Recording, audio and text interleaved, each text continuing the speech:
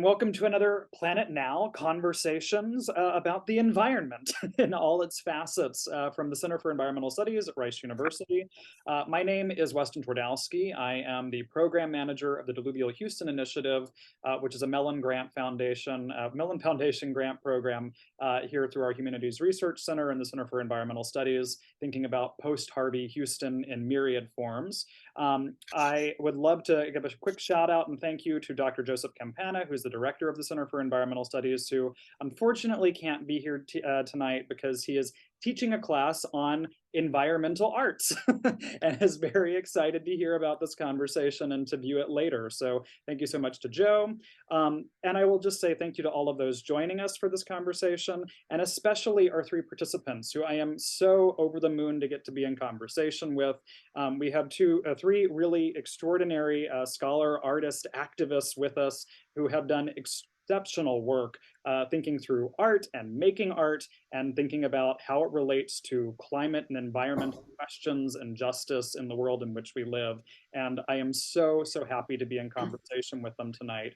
And so by way of a quick introduction, our three panelists for the evening are Dr. Beth Osnes, who is Associate Professor of Theater at the University of Colorado Boulder and an Associate of the Environmental Studies faculty. She is a Theater and Performance Studies artist scholar who is active in applied performance and creative climate communication. Her approach is highly interdisciplinary, borrowing theoretical foundations and histories of practice of women and gender studies, feminist ecologies, voice pathology, education, environmental studies, sustainability development, and applied theater. And at the University of Colorado, she is the co-director of Inside the Greenhouse, an initiative for creative communication on climate. And she toured an original musical, Shine, to Rockefeller Foundation 100 Resilient Cities locations to facilitate youth voices in resilience planning. Our second panelist for the evening is Kathy Randels, who is a native New Orleanian, a theater artist and educator, and the artistic director of ArtSpot Productions. She studied, lived, and worked in Chicago from 1987 to 1994, receiving a Bachelor of Science in Performance Studies from Northwestern. Upon returning to New Orleans, she founded ArtSpot Productions, a performance artist who writes and produces her own work. Randels has performed her renowned woman show Rage Within Without nationally and internationally since 1991. She founded the drama club at the Louisiana Correctional Institute for Women in 1996, and she's received a grant from the LDOA to develop Lower Nine Stories, a spite-specific performance piece of a group of high school students from New Orleans' Lower Ninth Ward, exploring environmental racism in their neighborhood with Junebug Productions through a 1998 program on environmental justice. She has written, directed, and performed in numerous productions exploring climate change and environmental catastrophe over the last 2 decades, including Spaces in Between, Beneath the Strata Disappearing, and Cry You One, which toured throughout the United States, including Louisiana, Arkansas, Connecticut, Kentucky, Vermont, Texas, Arizona, and Wisconsin. So all over the place. And finally, Dean Una Chaudhuri, who is collegiate professor and professor of English, Drama, and Environmental Studies at New York University. She is currently the director of NYU's XE, Experimental Humanities and Social Engagement. Her current research, teaching, and creative projects explore what she calls ecospheric consciousness, ideas, feelings, and practices that attend to the multi-species and geophysical context of human lives. She is a pioneer in the field of eco-theater, plays, and performances that engage with the subjects of ecology and environment, as well as the related field of eco-criticism, which studies art and literature from an ecological perspective.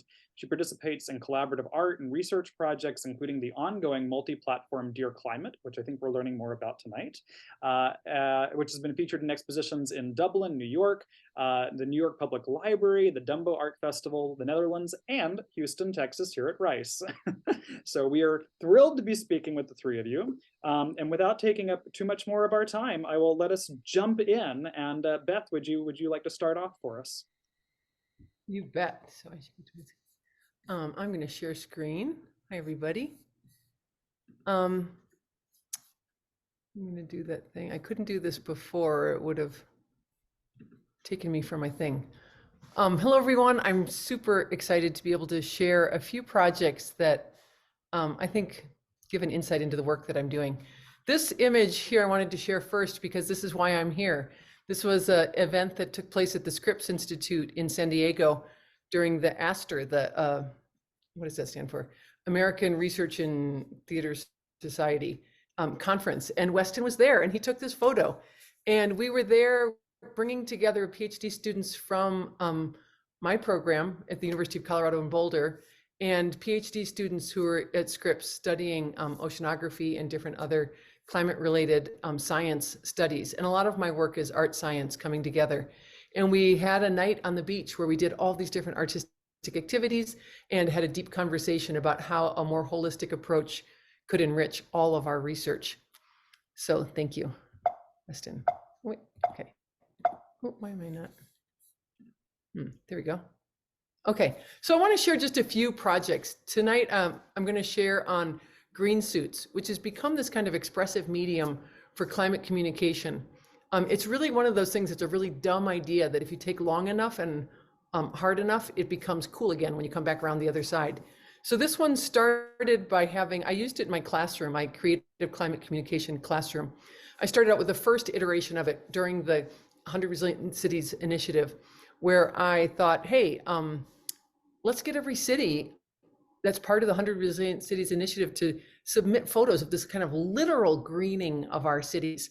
So it became this silly thing of taking these green morph suits, a green leafy sash, and getting out there.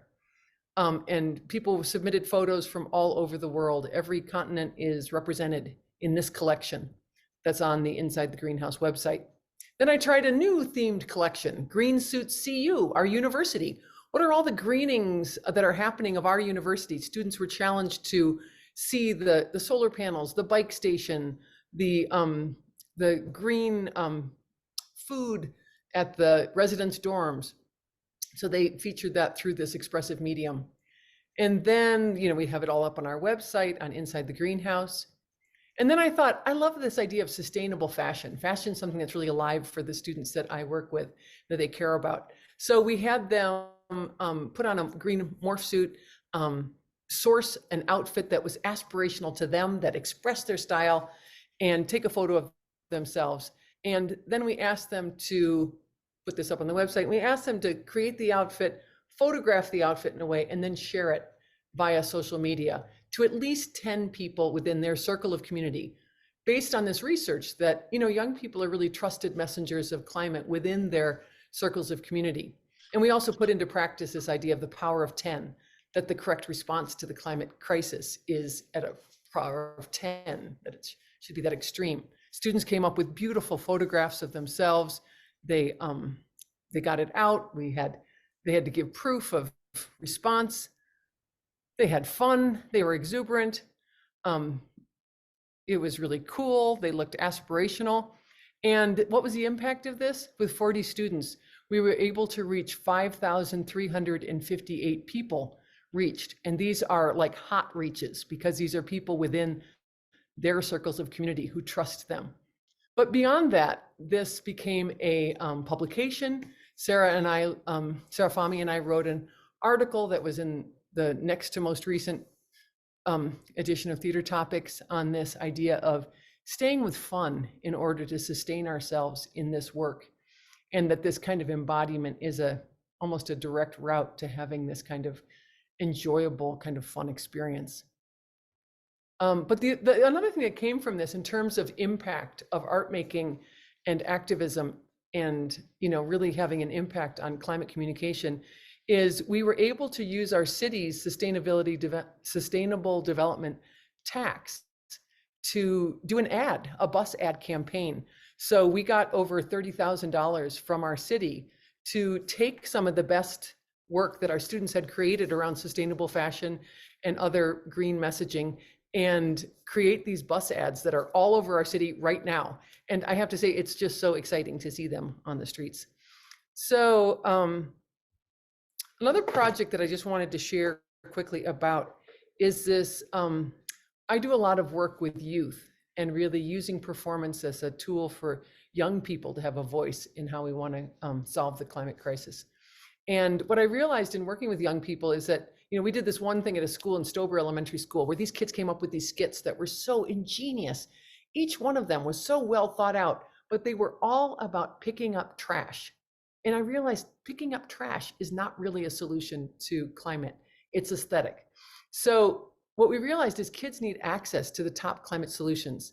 I'd been working with Project Drawdown for a few years with the Drawdown Learn conference and had been presenting there and working on these kind of performance-based methods for youth engagement around climate. So we thought, let's take the Project Drawdown solutions and make them accessible to young people. And let's match those solutions that we are going to adapt to a 5th grade learner.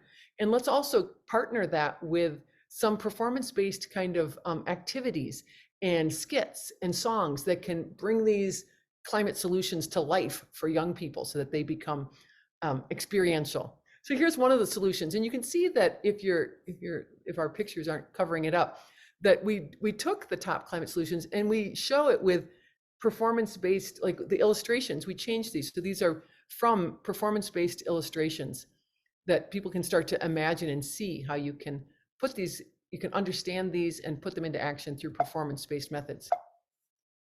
Let's see, what do I do here? Here's another one, tropical forest restoration. This one involves the recycled toilet paper. It does have a song that goes something like this. Recycled toilet paper, make sure you buy. Take from the roll to the tush, and then you flush. Bye, bye. Recycled toilet paper, make sure you buy. So things like that can engage young people. This was another one that was wind turbines are beautiful, riffing off of the Lion King song. Anyway, can you feel the love tonight? Insert, can wind turbines are beautiful. So this was a skit that we highlight as well in these solutions. And we also give the script and the instructions for putting it into a scene with young people. So this was something that really got featured at Project Drawdown at one of their conferences in 2019. There's Paul Hawken talking about the work, one of the skits that we did around reducing food waste. And this is something that is available for free, open source. Please spread the word, enactingclimate.org. Another project, the last one I just wanted to share out, is one that's called Bird's Eye View. This one's very much alive. We're just wrote a big NSF grant that if we get it, we'll have 5 years of this. It's an art science collaboration for Inside the Greenhouse and interspecies friendship for survivability. And what it involves is, it started out with us getting a bunch of young people saying, hey, let's hang out in this one little region underneath this bridge called Discovery Drive, and let's follow just a single population of barn swallows that reside there. And let's just come to know one species. Let's just spend some time, relax. This, truth be told, is a cliff swallow's nest, but you can see it's right next to a barn swallow's nest, the one that doesn't have the cool opening. And we just resided and got there, and even during COVID, watched these species, observed from those observations and from these kind of, activities that we did there, performance-based activities. We ended up creating these kind of activities that really explored the physicality of the relationship between birds and humans, that we have these similar bone structures in our wings and arms. And that Avani created this, this activity where we find the inner wing within our own arm structures. We also really brought these birds out for activism. This was a local march for our governor to sign a climate-related act that we wanted to have be supported. Young people really found a voice by participating in these performance-based methods at public processions.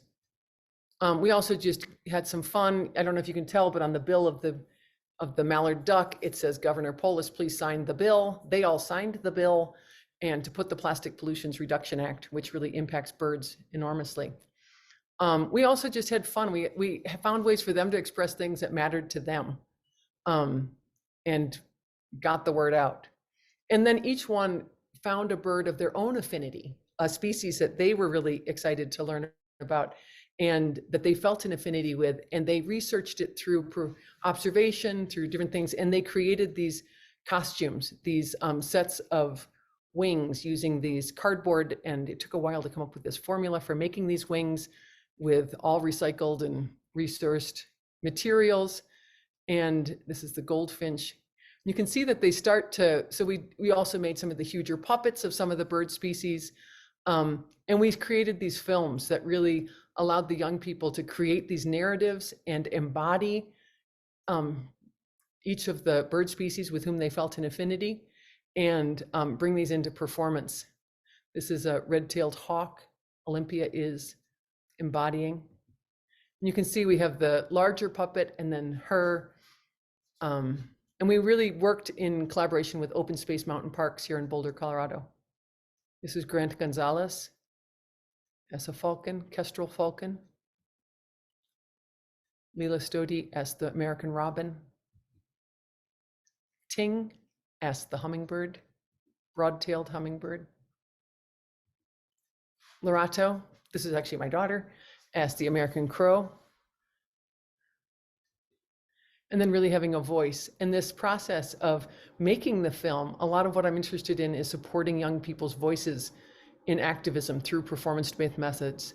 So there's just this practice of really having that camera right in your face and really being able to speak your truth from that. We created 2 videos, films from these experiences. The one, Bird's Eye View, has been in numerous, probably like 20 film festivals around the world. It's won awards. It's about 16 minutes long, and it can be found at our website, sidebyside.world. Yeah, and this is an ongoing project that we'll keep iterating. I just wanted to say that in my work, really what I'm looking to do, I'm old enough that I am a full professor. I don't need any more promotions. I don't care. So what I'm doing is, and I'm on sabbatical right now, so the best place I can think to put my creative energy is into performance-based experiences for young people who care. This is our most recent performance at the Right Here, Right Now Global Climate Summit that took place here at our university. It was a United Nations Conference on Climate Change and Human Rights. And I worked with a group of young people for the entire semester to create a performance for the closing ceremony for all the UN delegates. And it was really, I'm really interested in using my position to get young people's voices included in these kind of high profile occurrences and in spaces where they otherwise wouldn't have a say and their perspectives wouldn't be included. Next thing up for me is I'll be coming Una's way and coming to New York for the Commission on the Status of Women, the UN convention that happens in March, and on International Women's Day. Contact me if you're interested in, or if you're in the area. We're gonna, Sarah Fahmy and I, my partner in crime here, the Blue Morpho, she and I are gonna be doing a workshop at the UN, at the side NGO parallel events that happens every year with the Commission on the Status of Women. And we'll be running a workshop on eco-puppetry as a form of joyful activism. And we'll be working with it. We'll be doing the butterfly, we'll be looking at those kind of puppet costume pieces. And then we'll be doing a procession from the Salvation Army Auditorium to the UN, ASA procession to really experience it. So anyone who wants to join in, I'd love to have you. And then this piece, the butterfly affect, is the piece I'm creating right now on my sabbatical. And that will be touring to a variety of places. And it will be ready for any invitation for people who want to have this kind of transformative experience, humbly walking through the steps of the transformation and metamorphosis of a butterfly. There you go. Thank you. Thank you so much, Beth.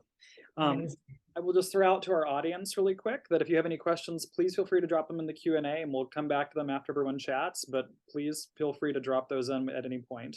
And I will pass things over to Kathy Randels. Thank you so much, y'all. Thank you, Beth. That was incredible. I love those bird costumes and puppets. Yeah. I'm trying to cover a lot of ground, so I'm gonna move swiftly, but I wanted to open with the first environmental performance that I participated in was a piece I directed called Lower 9 Stories that took place in the Lower 9th Ward in New Orleans in 1998. It was a part of Junebug Productions' Eco-Environmental Justice Festival. This is John O'Neill, the founder of Junebug Productions.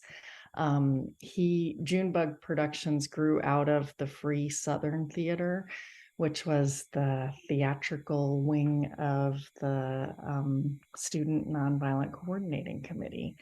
And so 1998, John starts learning more about environmental racism and from Robert Bullard in particular in Houston. And he gets this project called the American Festival Project to bring many different theater artists from around the country to do work on environmental racism. And that was when I first began to learn and hear and understand that concept. And I was working with a group of students at Lawless High School in the lower Ninth Ward, and we were hearing stories about Hurricane Betsy in 1965. And the lower Ninth Ward was a Black community then, and still largely is now, largely built by veterans who came home and used money from the GI Bill to build their houses. And pretty much everyone there believes that the levee was intentionally bombed to save the French Quarter in uptown New Orleans during that hurricane. So we made a piece about it on the levee where the Industrial Canal enters the Mississippi River. And there are some images from that piece. And at about the same time, I was getting to know an organization called A Studio in the Woods. And this is it here. It's an incredible residency. It's the first artist residency in Louisiana and New Orleans. And it's one of the few artist residencies in the country specifically devoted to artists coming and making work about the environment, the natural world, climate change. So I was getting to know these folks. I'm going to step over to another slide here and show you the founders. This is Lucianne and Joe Carmichael. And they were the founders of the Studio in the Woods. And in 2004, I started working on a piece called Beneath the Strata Disappearing that I thought was going to be about the communities in Southeast Louisiana that were disappearing into the Gulf, because it was already happening back then.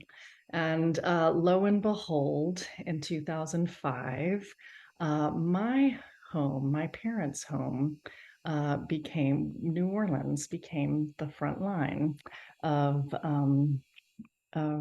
climate change and sea rise. So these are some images of my parents' home in the Lakeview neighborhood. That's my parents' kitchen, ceiling fan, lovely mold imagery. That's my mom and I looking at her sunroom. The house sat for a month while we were actually, Beth, in Colorado. My family has a cabin in Colorado, and that's where we had been on vacation when Hurricane Katrina hit. Anyway, this is my father trying to get time back on his side in the front yard. These photos were all done by a dear friend who's no longer with us, Libby Nevinger. And so climate change became real, and my city started to feel like ground zero for it. This series of photos is, my father is a Baptist preacher. He's also no longer with us. That's my mother and my nephews in the nursery of the church. That's Charlie, William, Eloise. This figure is a character that I inherited from a theater company in Serbia called Dah Theater. This woman is called the Black Lady, and she's a bit of a death figure and a shapeshifter. And this series of photos became a piece that I did with my father. It was just a slideshow called the Black Lady Meets the Good Shepherd. And it was kind of all about our experience of Katrina in the Lakeview neighborhood.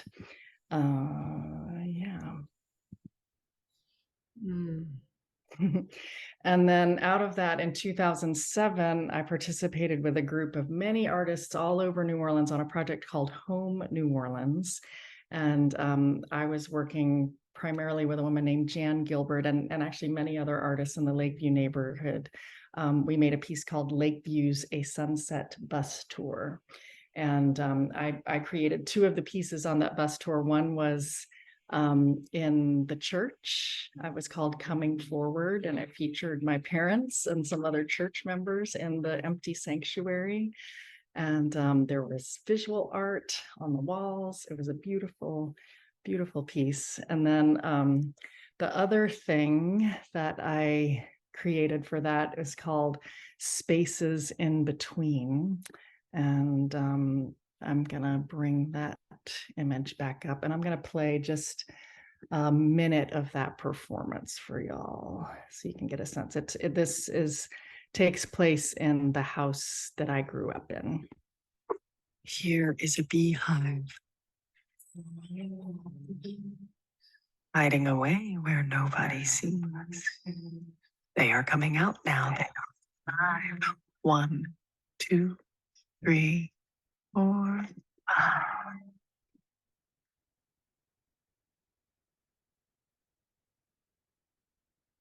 She remembers. She remembers. She remembers what places were. She remembers this place before it became what it is now. An empty shell. The skeleton of a home. She remembers through the ghosts of beds and dressers, through the walls that are no more, and the pretty wallpaper her mother let her choose when she was 12. That ripe age upon which some say you take the responsibility for your own soul away from your parents. And yeah, then we made a film of that piece, and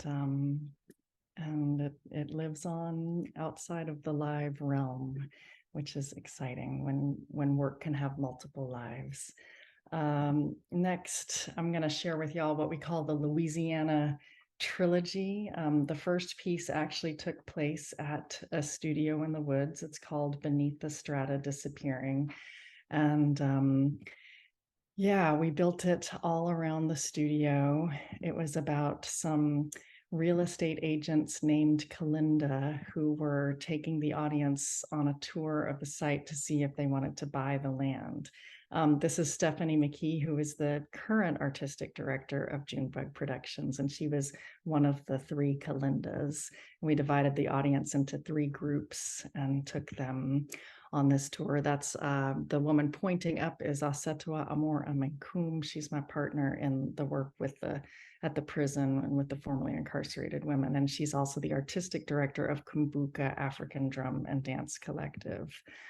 Gabe Turner, one of the Kalindas, Beverly Trask, a dancer who teaches at Tulane, and Mirror from My Mama's House, Lisa Shattuck, and a tree, many trees fell down during Hurricane Katrina. That's Hariste Harrison, a widow of one of the Black masking Indians, Donald Harrison, Nick Sly, who played the Lougarou in this piece. And what grew out of this piece was another performance called Lougarou that was a solo that really went into the Lougarou character, who is a Cajun werewolf. And so we looked at how we looked deeper into the oil industry and how the oil industry is destroying our land, and how the people who work in the oil industry are suffering from that work as well. And we toured this piece to many places, but its first location was the overgrown golf course in our city's city park. So those are some images from that. And then the third piece in the series is called Cry You One. And this, as you can see, used to be a cypress swamp. Those little sticks sticking up were once trees, and you could see as far as you could see. And we intentionally brought the audience on the levee so that they could see. It's in St. Bernard Parish. We wanted the audience to see up close and in person what climate change looks like, what saltwater intrusion looks like. That was the saltwater coming into the swamp from the Mississippi River Gulf outlet. And yeah, we toured. That's the littlest one is my daughter. Yes, I put her in the shows, y'all. This was a performance in Kentucky. And these are all Kentucky images. And this is an image from Vermont, and that's an image from Houston. And now I'm going to bring us to the last performance of Cry Yuan was done in the Gentilly neighborhood. And we did it on the site of a future water garden that I'm going to tell you a little bit more about. By shifting to another project that is called Easel. It is also an NSF funded project. Excuse my eyes, y'all. I don't mean to hurt y'all's eyes. Easel stands for Engaging Artists, Scientists, and Educators in Learning. And it's really a learning project, and performance is the container in which we put our group learning. We work with scientists, the state climatologist, and the first piece we did was in the Gentilly neighborhood.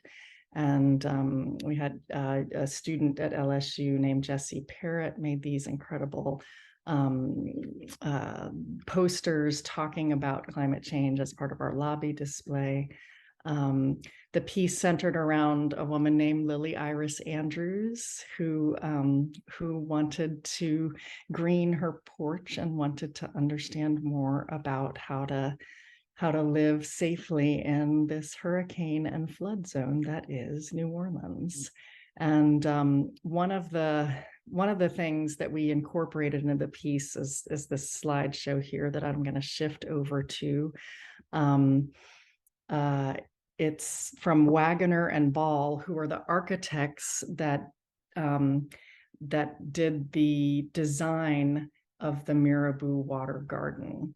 And I'm sorry for your eyeballs again. I'm just going to go back up and show you some of these incredible images of their work and their ideas of how to live in a flood zone in ways that are not that are more natural and less colonizing of the land and trying to control the land.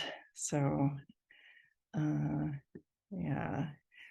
it kind of blew our minds seeing all of these beautiful possibilities for green infrastructure. I love your green suits, Beth. These are a bunch of different projects throughout the city that, we're trying to get funded, and we have some projects that actually do have funding, and we're just waiting for the city to loosen it up, and we've been waiting a long time. So it can be frustrating. This is an interesting one. So we were in the Gentilly neighborhood. This shows Gentilly for 4,300 years ago and Gentilly today. And this is a drawing of the Mirabeau Water Garden, and it shows the different possibilities with more rain. And it's living with the flood rather than thinking we have to pump it out. We have to pump it out. So I wanted to share that with y'all. And then if I can do one final thing, our last performance, last year, we worked in a different neighborhood. We worked in the neighborhood called New Orleans East. And we met with folks from, maybe some of you have heard of Gordon Plaza, who the residents, it's a middle-class Black neighborhood that started in New Orleans in the mid-20th century and was built on a dump. And the people started getting sick, and shortly after it was built, and they moved in. And they have been working tirelessly, diligently to get a full refund on their houses so that they can move for decades. And so this is a scene that we created that's at a protest in City Hall, and the performer here's name is Joelle, who was born and raised in New Orleans East and now teaches grade school.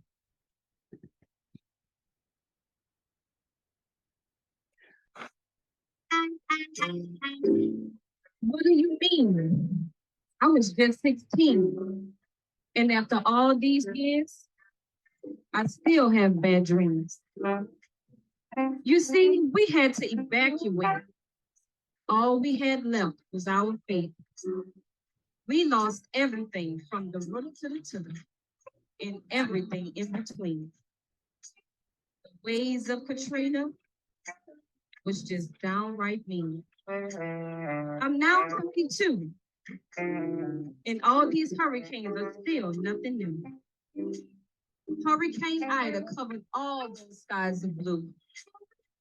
The blue was the tarp, and looking at it now, it still breaks my heart. Thank you so much, Weston. Thank you for this invitation, Beth and Kathy. I'm so proud and moved to be here with you. I've just really enjoyed these presentations. Those bird costumes, Beth, are extraordinary. And Kathy, some of those images you showed were just so beautiful. Really inspiring work. Thank you. So as Weston said, I teach, I'm basically an academic. I teach in the departments of English, drama, and environmental studies, but I've also been involved with creative research projects. And recently I've become more and more convinced that that's a very productive space for climate theorists and climate thinkers to be working in. The main one that I'm going to talk about is something I've been involved with for the last, well, over a decade, mainly with a collaborator of mine named Marina Zerko, the artist Marina Zerko, and it's called Dear Climate.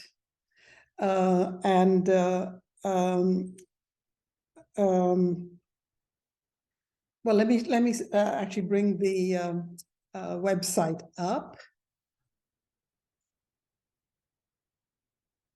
All right, so that's the website of Dear Climate. And as I said, we started about over 10 years ago. And our idea was to have, to expand the kind of affective repertoire available for relating to what was happening around us. Both to climate change and its scarier aspects, but also to understand that this is part of just a larger reality that is part of human lives, and that we can have a whole set of very complicated and interesting and sort of surprising and delightful discoveries and enjoyable relationships with that world. We say over here that it's a project that wants to lead you to a better informed, more realistic, and more affectionate relationship to the more than human world. And that the affection part is extremely important. We were sort of leading with that. So there's a kind of biophilia core to this project. We do a number, as it's a multi-platform thing. We have posters, we have what we call climate meditations, and then we have installations. And today I wanted to talk to you about one of the installations, and I have to say this is one of the strangest things I've done in my life. And I never thought I would wind up trying to do climate research in a context like this. What this was a part of a project that we were invited to apply for, and we did, and we won. It asked for activists and artists to create a hole in a mini golf course. The mini golf course was called Putting Green, and it was intended to bring attention to issues of climate. And for a variety of reasons, we were drawn to this as a challenge to see how even something as apparently unrelated and mundane and familiar as mini golf could become a space for the kinds of ecospheric encounters that we wanted to sponsor. So what I'm going to show you, and I'll be reading some out just to save time, was the original proposal. So we started out by saying that Dear Climate believes that if addressing climate change effectively requires both practical action and a deep realignment of attitudes, assumptions, values, and imaginations. We want to move the needle on human beings' relationships to all the other species who are being affected, to promote growing awareness of the dense entanglements and complex dependencies upon which our collective survival depends. So the concept here was based on the idea of a whale fall. A whale fall is an event when a whale dies and its carcass gradually falls to the ocean floor. And of course, I knew nothing about this, but then we began doing our research, and it's just an extraordinarily interesting phenomenon, which can last over 100 years, even longer. One whale fall feeds billions of organisms over that period of time. So it says here, whale fall creates a sudden energy-rich habitat, attracting and briefly hosting riotous ecologies of organisms drawn from far and wide in the ocean. And I quote this biologist who says, like your family coming from all over the country on Thanksgiving, different species come from all over the deep sea to feast on this huge amount of carbon that has just arrived. So this was our point of departure, and we thought that we would actually set it inside a dead whale carcass, which we would make, and that the players of this hole in the golf course would transform from passive, victimized, and hopeless Jonahs into active and joyful participants in the great cycles of decomposition, regeneration, and rebirth that are the gifts of our planet's oceans. So we went through a description of how they would move through this. The environment would replicate this teeming sea life. And then we talk about in the conclusion that our intention was to inspire awe for the ocean's fecundity, affection for its strange critters, and empathy for other species, no matter how different from our own, who share each human being's destiny of birth, generation, joy, and death. We hope that Whale Fall Feast will enhance the players' desire to know and honor our ecosystems and to emulate nature's generative ways. A small example of how to connect the dots between ocean and, okay, well, I'll come back to this. So this was the proposal, and we won, so we started making it, and this is an image of the actual finished piece, which you could go into and play. And we worked with a crochet artist to create all the sea life and strange life forms that come and eat the whale's carcass at different stages. And we organized this as a, well, you'll see, we decided to frame it as a restaurant. And originally, as you see, it started out as this joyful, enjoyable, let's join the feast kind of thing. But of course, as we began to do our research and work on the ocean and on the lives and deaths of whales, we realized that, there's not a lot of good news out there. And the ocean is so threatened. And it's, while we want to celebrate the liveliness of our planet, there's a lot of death that we're inflicting. So here's what we did. First we introduced this whale fall, the ocean's biggest eatery, all you can eat, and then describe what a whale fall is, that it's a caloric bonanza for hundreds of species, thousands of years worth of food in one fell swoop. And then it says, come on in and have a whale of a feast. But then it says, I don't know if you all can read this, but I'll read it out. It says, nutritional warning, whale fall can no longer guarantee the purity and safety of the nutritional bonanza we offer. Please expect all flesh, muscles, soft tissue, and bones to be laced with benzenes, heavy metals, and microplastics. And then we added, so the news gets worse, thanks to our terrorist kinfolk, that's us humans, Whale of a Feast buffet can now be enjoyed as an exciting obstacle course, death by debris. Can you avoid mountains of endlessly innovative deathcraft, fishing, farming gear, abandoned ghost nets, crab traps, machinery, every kind of trash, and get a piece of the whale fall action? Survive and eat, or get trapped and starve.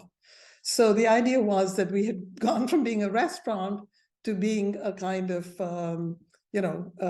scary adventure game.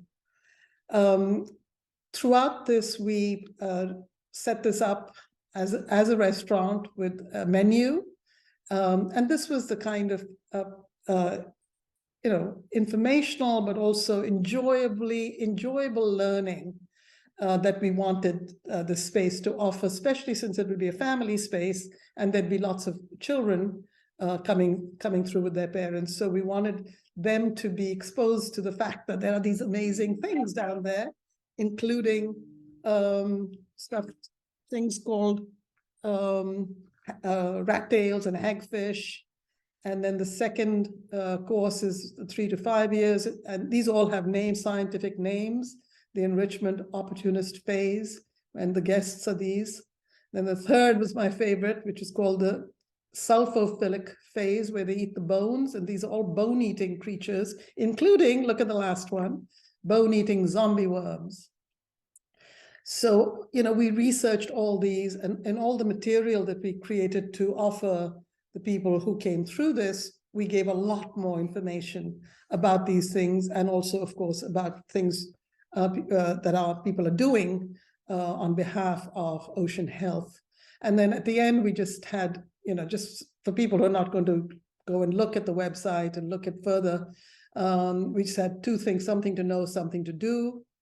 And this was that whales are not dying from natural causes, they're dying from unnatural causes: ship strikes, net entanglement, overfishing, noise pollution, and sonar. And then something to do, which was about, what kinds of seafood is okay to eat. I should say that we had a number, besides Marina and me, a major partner for us was Blake Goebel, an architect, who, of course, helped design this carcass and helped us build it. And this was in Williamsburg, at the, on the Williamsburg waterfront. It's still there. It's going to be there, I think, through the next year. It was installed for, I think, a couple of years. And I think I've used up my 10 minutes, so I'll stop there. Thank you so much. Oh my God, I'm laughing. I'm sad. I'm. I know. I clearly, I think folks can tell why I was so thrilled to get to speak with you three. This is just, thank you so much for sharing these incredible projects. I'm just so completely thrilled with all of this and terrific work and getting to think about it and talk to you about it. And actually, I will leverage my joy and my sorrow from Whalefall to bring up, I think, the first question, which is, I think throughout all of these pieces, it was really interesting to hear. I think we talked about affect in different ways. I heard joy multiple times. There was a really, I think, a key word actually. And it's interesting for me to think of, Kathy's work. You showed us a lot of work that you've done that involves grief, but I know from experience that your work also has so many components of joy and music and dance. And Beth, you talked very explicitly about both this kind of joyful work that you're doing with these youth, and then taking that and channeling it into activism and utilizing that to march in very particular ways. And then Una, this contrast between the hilarity of a whale feast in a restaurant and the sheer delight of that with these very difficult realities of what we're doing to our animal partners. And so I'm wondering, if anyone would like to touch on this idea of effective balance and really thinking about the ways that performance and art allows us to both deal with climate grief, which is very real, and I can say from my teaching and my students, something that is they're constantly kind of grappling with is this reality of climate grief, and at the same time how we find joy and how we find ways around that, and how performance leads us to that kind of work. Yeah, that's my open for you.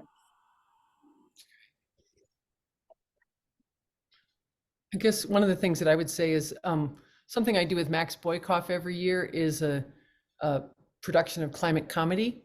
And that's something that we've been writing on and publishing on and really doing. And, you know, we're doing it for years with the comedian in New York, Chuck Nice.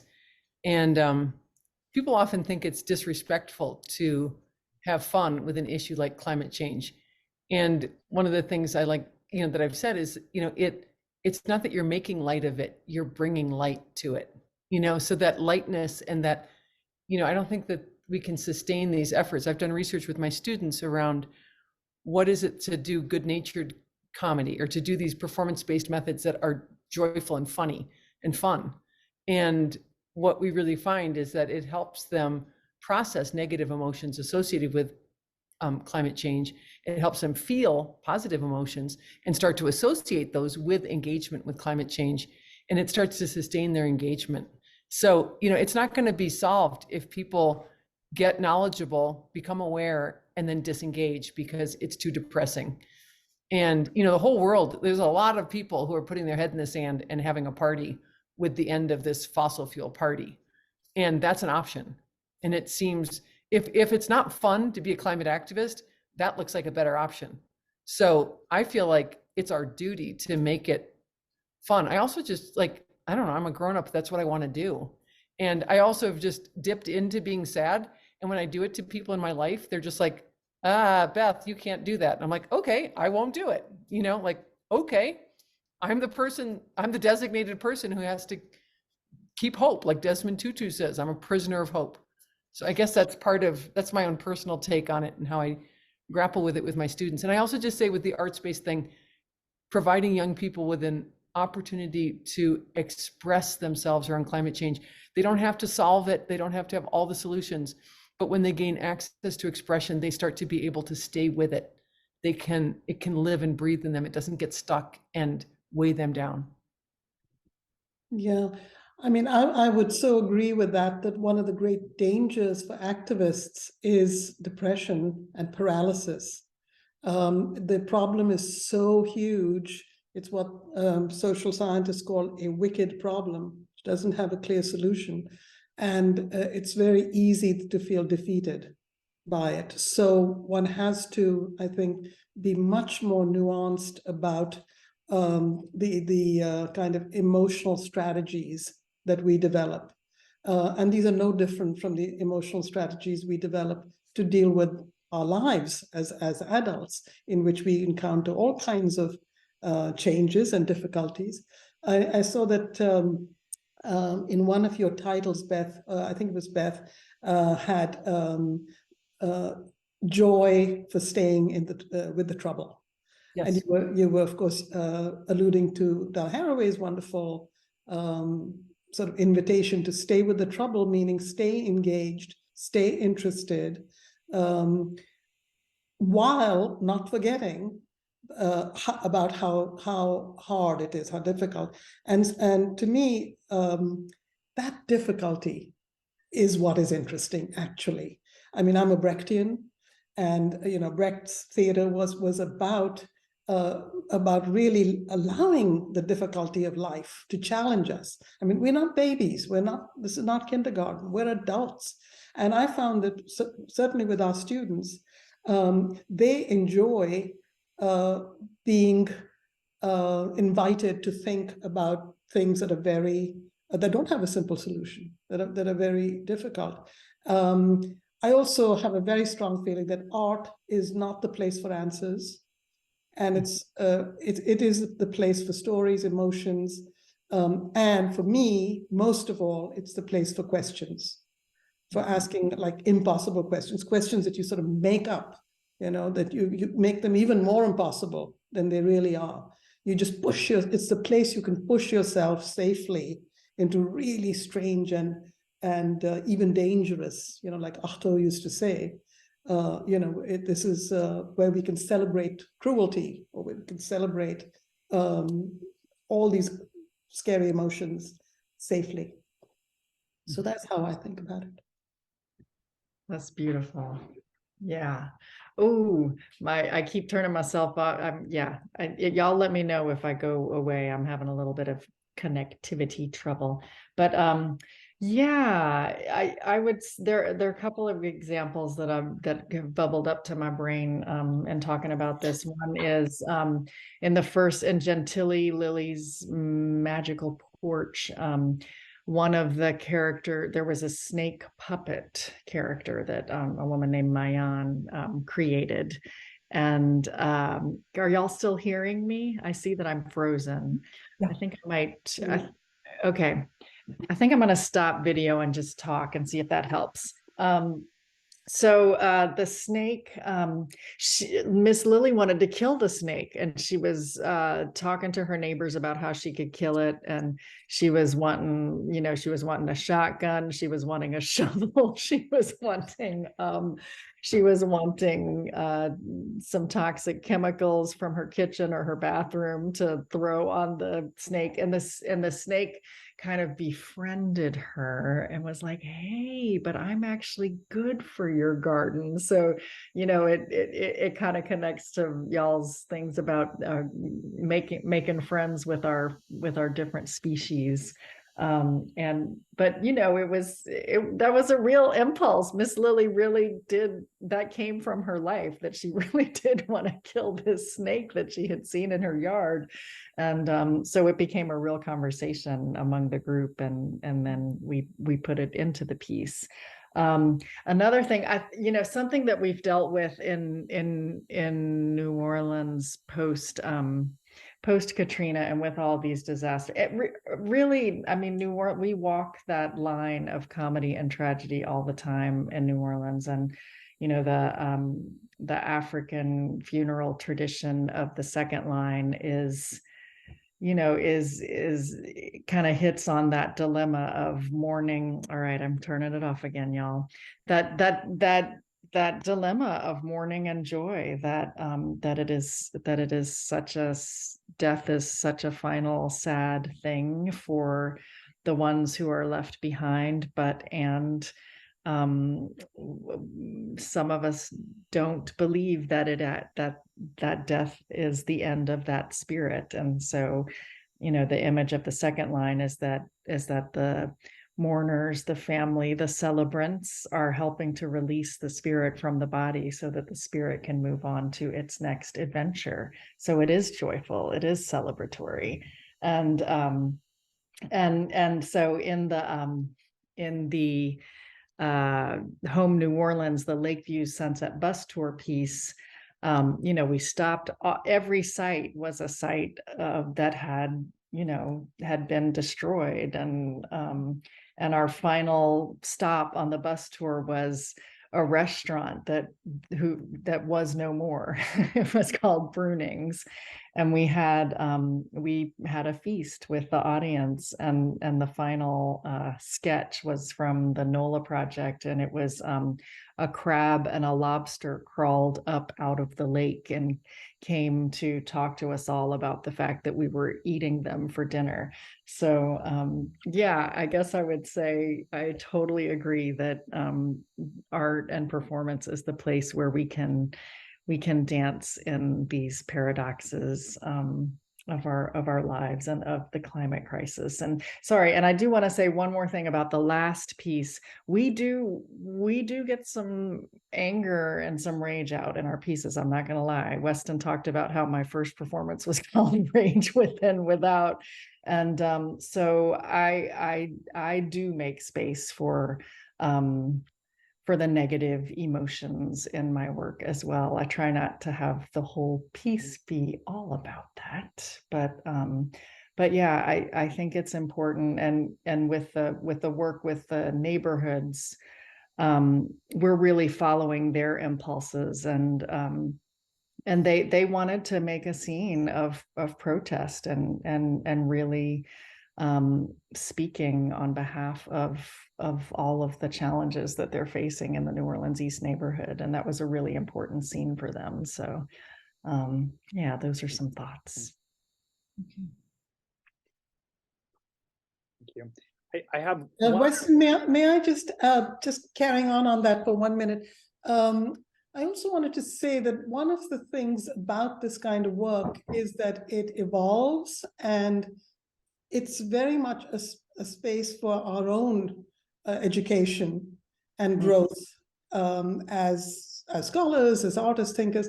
And I'll give you an example close to home, which was the installation that we did for Rice University. And I'm going to show you on share screen. Here's what it was. It was called Faux FEMA.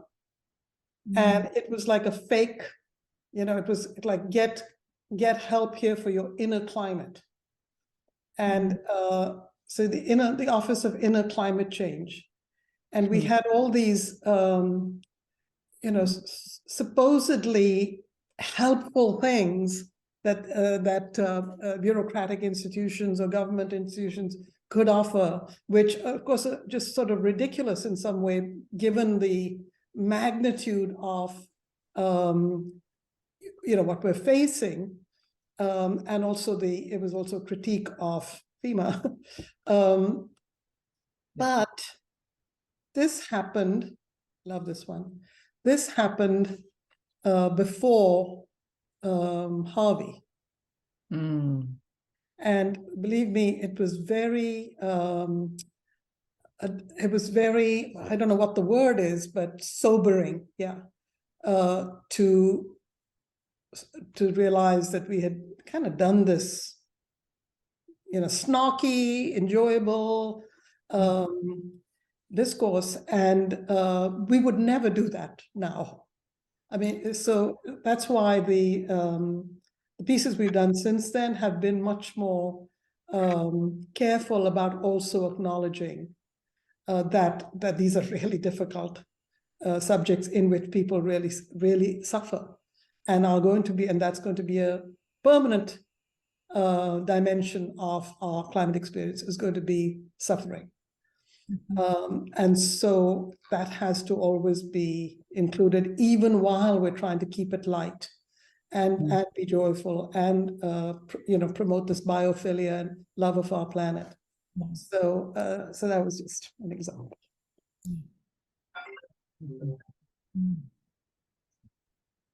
I would love to ask another question, but I also don't want to just monopolize things. So I didn't know if any of our panelists wanted to ask anything to each other, or if there's any questions from folks out in the web, but I want to give you a moment in case there's anybody else who wants to jump in before I just start raring to go with the next one.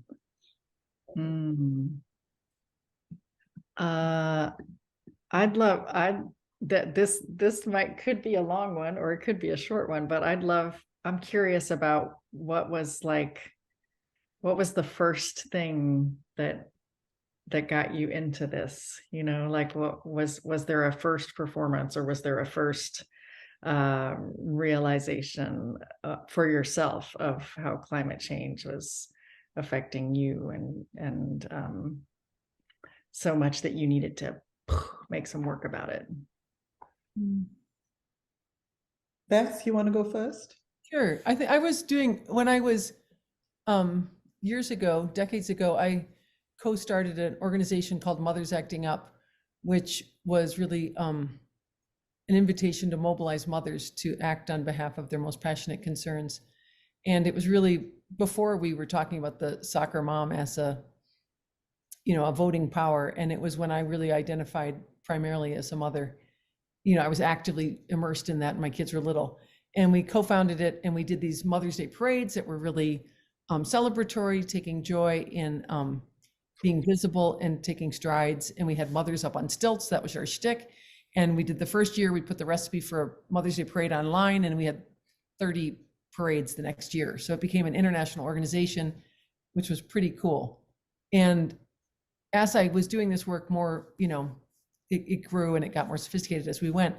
And as I grew, I realized that some of the greatest challenges facing young children throughout the world was indoor air pollution and childhood pneumonia caused by indoor air pollution.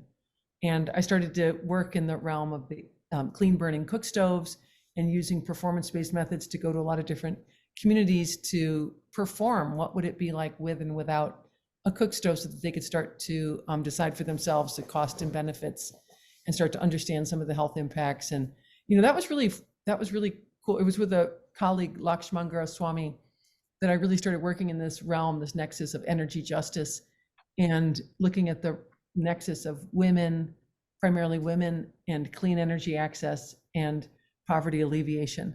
And that brought me more into this whole thing around climate. And it's just been ever since. And I really kind of moved from women, who I love, don't get me wrong, and mothers, but, you know, a little far down the stream, I started going, let's go with younger women. So I don't know, I just feel like adults, kind of a waste of time. So I really just felt like, let's get people before they're defending the choices they've made, and that's not so fun.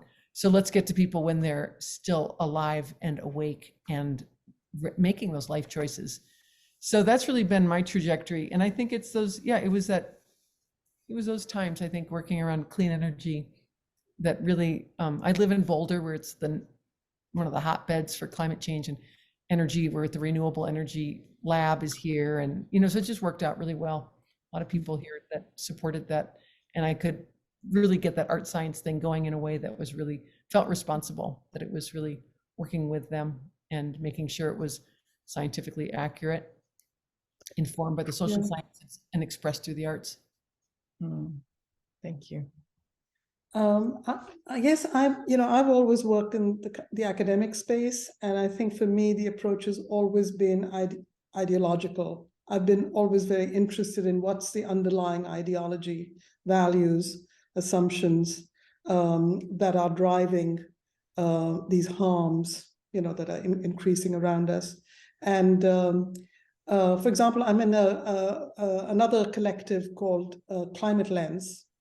And one of the things we say there is that the problem is not climate. Just like for feminism, the problem is not women.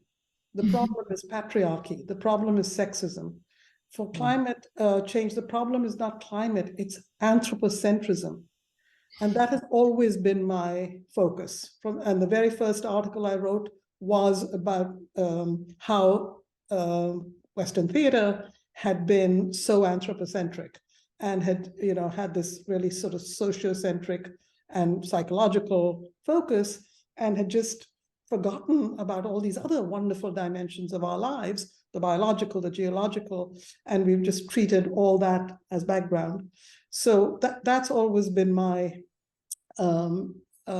focus, is undoing anthropocentrism. I call it disanthropocentrism, and the positive version of that is ecospherism.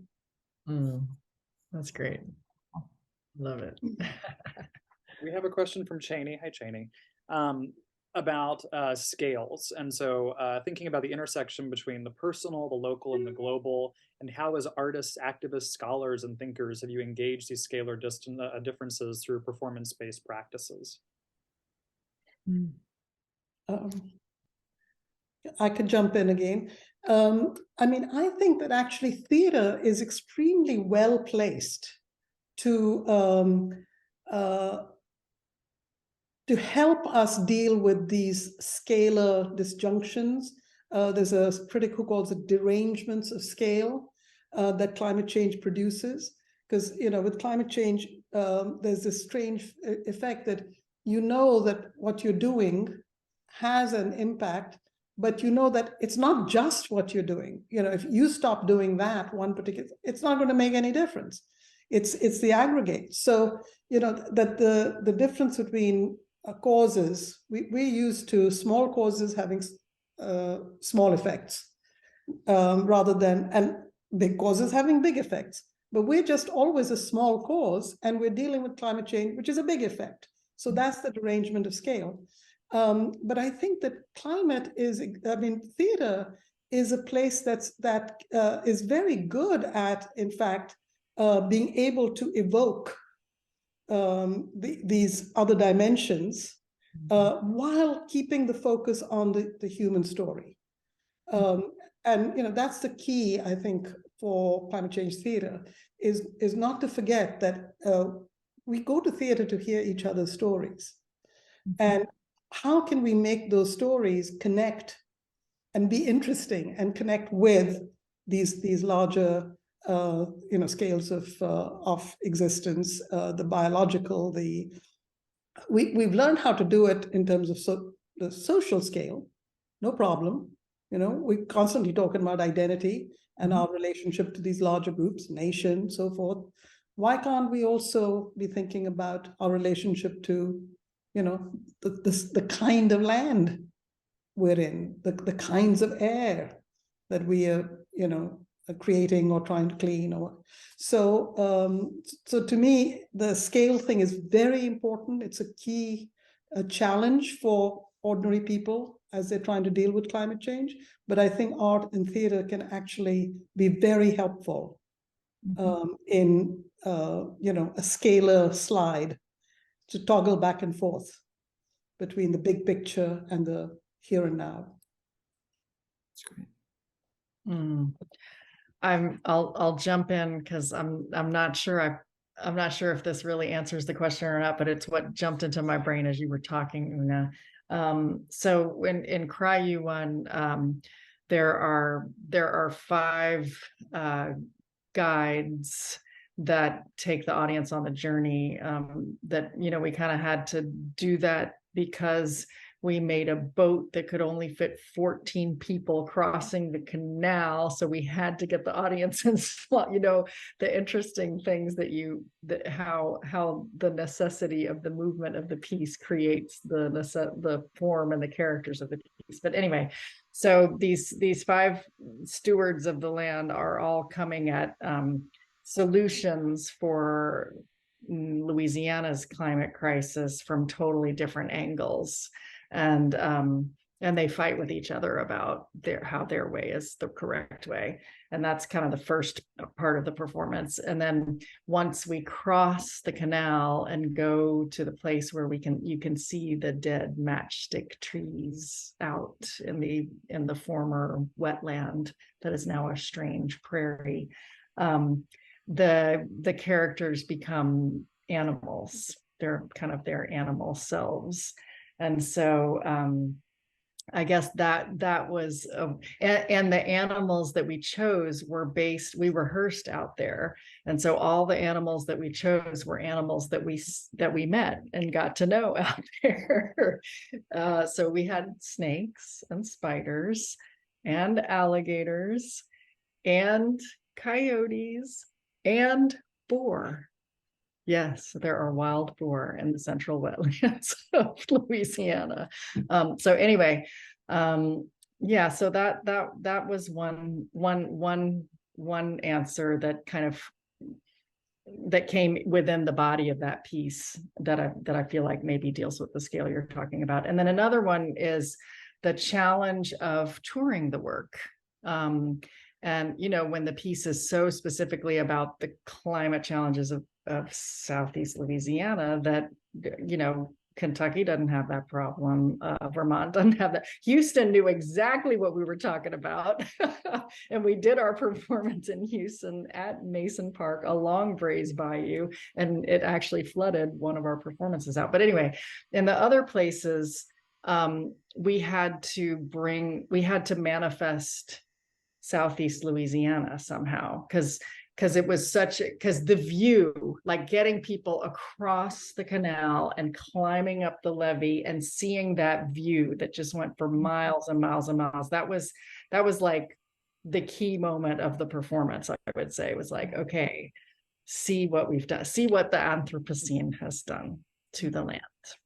And so one of the performers, who is also one of the designers, Monique Verdun, she has these amazing photographs of her family community, which is in one of the I don't know if y'all have heard of Ile Jean Charles, which is like one of the communities that has had to relocate. So her family is from that area. And so she had these amazing photographs of her family from years of taking pictures of her family. So we actually blew them up to scale. There we made like 10, they're 10 feet pieces on canvas that we created a space for the audience to enter and just be surrounded by images of Southeast Louisiana, so they could get a glimpse at what we're dealing with and talking about. So. Beautiful. Beth, did you want to say something? Or I just think briefly with scale in terms of like, there's a teeny bit, like I always want to be a little worried about using like taking it to scale.